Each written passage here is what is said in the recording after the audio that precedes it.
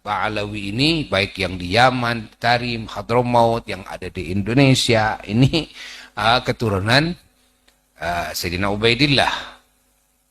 Bahkan para wali songo juga keturunan Sayyidina Ubaidillah.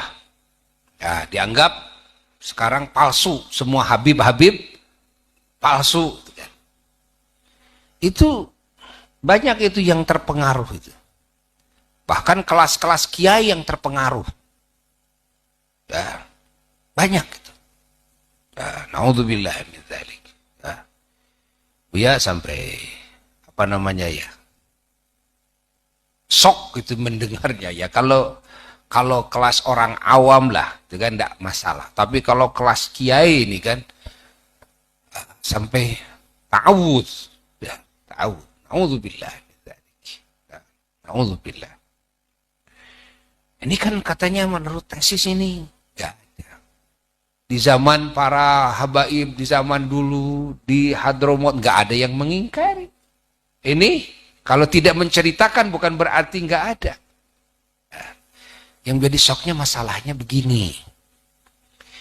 Ini para satu, di kalangan yang disebut para habaib Ba'alawi ini, ulama-ulama Allah.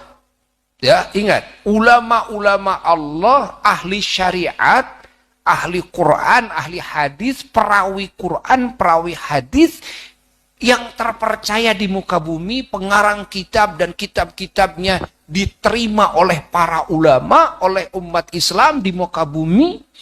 Kan? Semisal Al-Imam Abdullah bin Ali Al-Haddad radhiyallahu taala anhu dan yang lainnya, dan beliau-beliau terbukti di zamannya adalah bukan ulama biasa, tapi itu kan ahlul karomat, ya, memiliki karomah yang bahira, mustajab doanya, ahlul mukasyafah, ahli kasyaf. Ahli kasyaf ini, lalu di sisi lain para ulama-ulama Allah di setiap masa tidak ada yang mengingkari.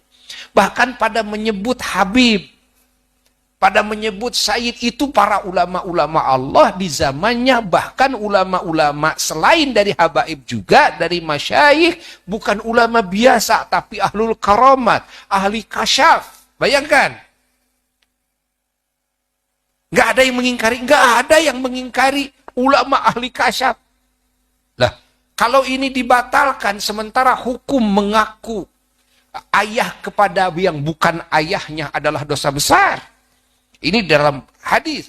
Berarti mereka ahli dosa besar. Bagaimana mau diterima riwayatnya, baik hadis maupun Quran maupun ilmunya.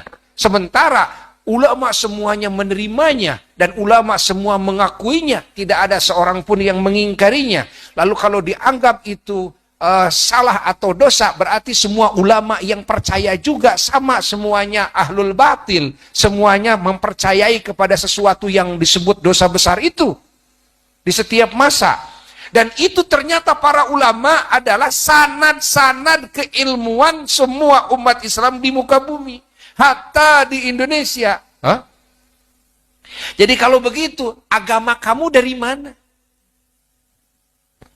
Agama kalian dari mana? Ilmu agama kalian dari mana? Nanti kan, oh dari ulama, dari guru-guru, dari para wali-wali. Lah, itu nanti kan kamu sudah tidak percaya. Kan mereka percaya bahwa mereka itu para habaib.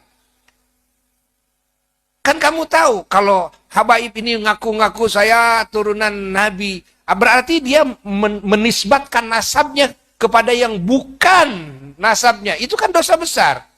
Berarti semua para ulama yang mempercayai, mengikrar juga salah semuanya.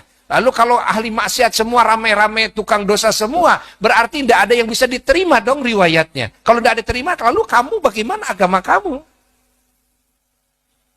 Ini kan putus, gitu kan? Catat oleh kita ini, catat oleh kita. Ini yang bikin Buya sok. Loh kalau sudah kiai yang terpengaruh, kenapa mungkin lupa dari sisi ini? Dia lupa dari sisi ini. Lupa dari sisi ini. Apalagi para ulama-ulama, aulia-aulia yang punya kasyaf.